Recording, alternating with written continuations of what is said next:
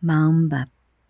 삶에 새로운 경험이 일어나면 감사, 권능, 경외감의 에너지가 살아난다. 삶은 알미라는 과정의 연속이다. 알고자 하면 사는 것이 만만해질 수 있다. 사는 것이 만만치 않을 뿐더러 늘 걱정스러운 일들만 생긴다면 내가 알고자 하려는 시도를 멈췄는지, 멈췄다면 언제, 어떻게, 왜 멈췄는지 면밀히 살펴볼 필요가 있다. 과거를 텍스트로 삼아야만 앞으로의 시행착오를 교정할 수 있고, 교정해야만 삶은 아픔의 원인을 찾아낼 수 있다. 원인을 찾아낼 수 있다면 치유는 가능해진다. 원인과 결과를 통찰할 수 있게 되면 상처로부터 자유로워진다. 상처로부터 자유로워지면 상처를 상처로만 보는 편벽한 시선이 교정된다. 교정된 시선으로 세상을 보는데 어찌 삶이 만만해지지 않겠는가? 이는 교만과는 다르다. 통찰이란 넓고 여유로우며 깊은 시선을 의미하기 때문이다. 숲 안에 들어가 있으면 결코 숲을 조망할 수 없다. 산 아래에서는 산 전체를 볼 수 없다. 땀 흘리며 정상까지 올라가는 동안 우리는 산을 조금씩 이해하게 된다. 그리고 그렇게 한 발짝씩 걸어 올라가면 산도 조금씩 그의 품으로 나를 받아들인다. 서로를 알고 이해하게 되면 넉넉하고 여유로워진다. 조급하거나 초조하지 않고 차분한 시선으로 바라보는 세상은 이미 상처나 불안을 넘어선 지점에 있다. 여름 피서지에서 일할 때였다. 피서지에는 쓰레기만을 전문적으로 치우는 이가 한 분 있었다.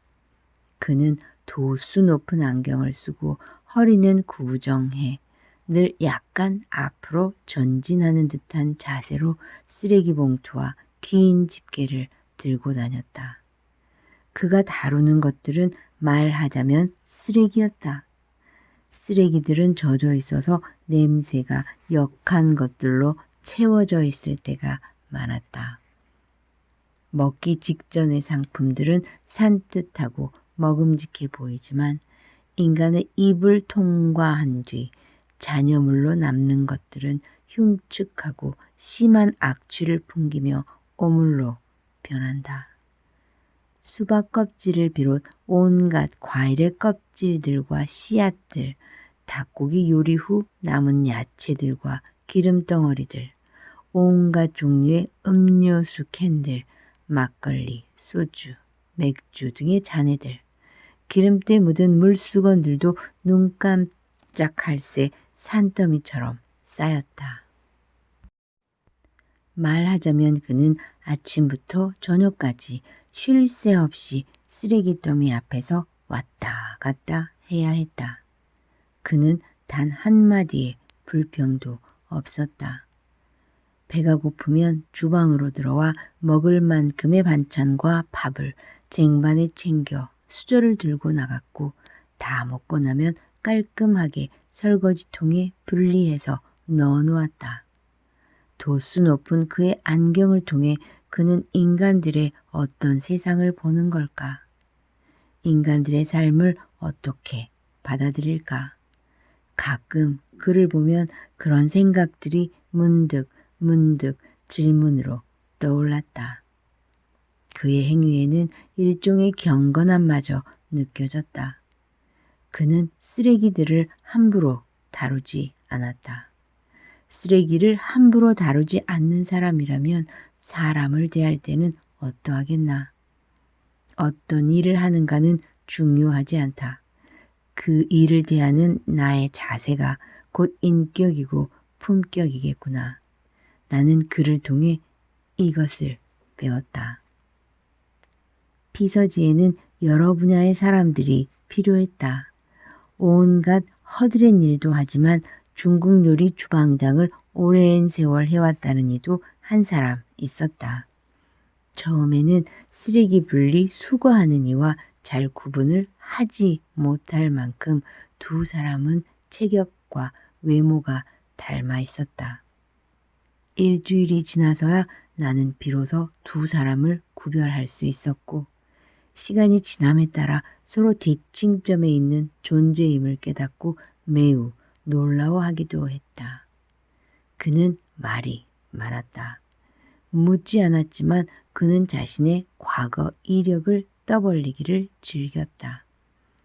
그는 삶에 질서가 없었다. 몸과 감정이 맞붙어 있었고 일에 집중하기 위해서는 술 한 잔이 꼭 필요했다. 요리를 만드는 손길은 늘 성급해 그릇과 그릇들은 부딪히고 접시에 음식이 담길 때는 늘 주변에 흘렸으며 마치 누군가 쫓아오는 것처럼 빠르게 움직였고 눈빛은 불안하게 흔들렸다.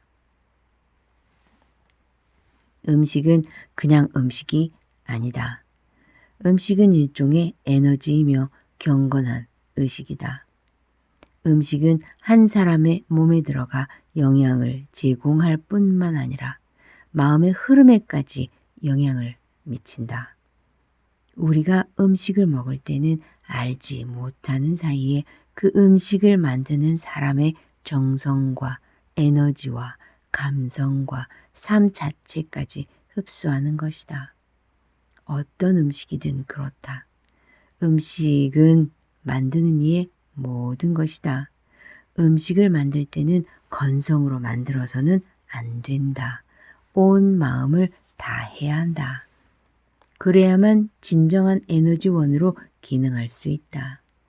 한 명의 요리사의 성급함 속에서 만들어진 음식은 겉은 멀쩡해도 좋은 에너지를 전달하지 못한다. 그는 늘 불평불만이 많았다. 부지런하고 일은 잘하는 듯 보이지만 사실 그의 불평불만은 그의 부지런함을 무화시키고 있었다. 그러나 자신은 그 사실을 인지하지 못했다. 그는 동물적인 감각으로 일상을 운용하고 있었다.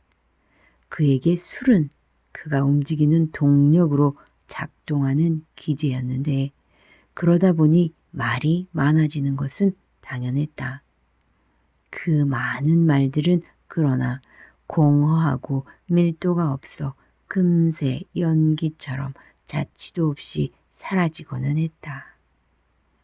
그는 이제 60대 초입인 듯 했고 유명한 고등학교를 시험을 치고 합격해 다녔다고 자랑하기도 했다. 나는 60대 초입의 그의 눈빛 속에서 시험을 치르고 고등학교에 입학한 명민하였던 어린 소년의 흔적을 찾을 수 없었다. 그는 삶이라는 전쟁에 진 패잔병이었고 그의 몰골은 초라했다. 그의 몰골이 초라한 것은 바로 그의 정신 때문이었다. 그는 자신의 마음밭을 가꾸지 않았다. 과거를 텍스트 삼아 배우고 성장하지 못했다. 그는 삶의 어느 고비에서 배우기를 멈췄다. 그는 치열하게 공부하여 고등학교에 입학하였던 어리고 힘찬 소년을 어느 순간 잃어버렸다. 그의 시선은 늘 과거에 사로잡혀 있었고 왕년에는 내가를 입에 달고 살지만 더 이상 미래에 대한 비전을 갖고 있지는 않았다. 그의 현재는 이미 매몰되어 사라져 버렸다. 그는 지금 여기를 눈뜨고 살고 있지 않았다. 그는 지금 여기를 눈을 감고 걷고 있었다. 눈을 뜨고 싶지 않은 것이다. 삶은 요지경 속이다. 그러나 내밀한 시선으로 차분히 들여다보면 질서가 보이기 시작한다. 그 질서는 누가 나에게 부여하는 게 아니다. 내가 미로찾기처럼 올바른 길을 찾아내야 한다. 미로찾기는 처음에는 당황스럽지만 집중해 바라보면 차츰 길이 보이기 시작한다. 그렇다. 당황스러울 때 이때가 관건이다. 살다 보면 얼마나 많은 경우 우리는 길을 잃어버리고 쩔쩔매며 당황스러워하는가. 바로 이때가 터닝 포인트임을 놓쳐서는 안 된다. 삶은 늘 두 갈래로 갈라지면서 우리에게 선택지를 내민다. 자, 너는 어떤 길을 선택하겠니? 바로 이때의 선택이 나의 삶의 총합을 결정한다. 우리는 끊임없이 선택하고 또 선택해야 한다. 그래야만 삶은 앞으로 나아갈 수 있으니. 문제는 삶이 나의 등을 떠밀 때 어쩔 수 없이 밀려갈 것인가 아니면 능동적으로 선택할 것인가를 결정해야만 한다는 것. 삶은 온전히 나의 책임이다. 어느 누구도 나의 삶을 견인할 수 없다. 내 삶의 시나리오는 내가 쓴다. 내 삶의 주인공은 나다. 내 삶의 감독은 역시 나 자신이다. 따라서 지금 여기에서 만나는 나는 결국 나의 선택의 결과물인 셈이다. 우리는 늘 간과한다. 내 삶은 타자나 환경의 결과물이 아니라 이 모든 상황을 알게 모르게 스스로 선택해 왔다는 사실을.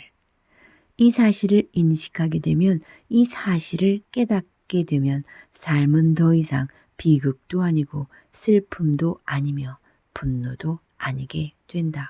왜? 삶은 나의 선택에 따라 끝없이 바뀌는 매트릭스이기 때문이다. 내 삶은 내가 선택한다. 그렇다면 나는 무엇을 선택할 텐가? 슬픔을, 분노를, 화를. 실패를 실패로 받아들이기를 선택할 텐가? 아니면 실패를 거울 삼아 다시 한 발 앞으로 내밀 텐가? 두 사람은 나에게 바람직한 거울이 되어 주었다. 그들은 나를 비추는 거울이다. 나는 모든 일을 겸허함으로 행하기를 선택할 수도 있고 모든 일에 불평과 불만을 주문처럼 외우며 살 수도 있다. 한 생각 더 하면 새로운 세상이 열린다. 상황들은 나에게 끊임없이 요구한다. 무엇을 선택하겠니? 나의 경험들은 일찍이 새롭지도 않고 낡은 반복일 수도 있으나 그것을 새로운 경험으로 받아들이기 시작하면, 즉 삶을 바라보는 시선을 절대 긍정으로 바꾸기로 작정하면 삶은 새로운 경험으로 대체되기 시작하면서 감사와 권능과 경외감의 에너지를 살려낸다. 일체, 은혜, 감사의 에너지는 곧 나의 삶을 푸릇푸릇한 새싹으로 바꿔줄 것이다. 영혼의 연금술은 다른 게 아니다. 나의 마음 자리 하나 이쪽에서 저쪽으로 옮겨 앉는 것. 이것이 전부다. 내게 오는 모든 것들을 처음 맞이하는 듯 새롭게 경험하라. 늘 감사하고 늘 새로운 능력을 부여받고 늘 깜짝깜짝 놀라는 경이로운 삶, 바로 지금 여기에 있다.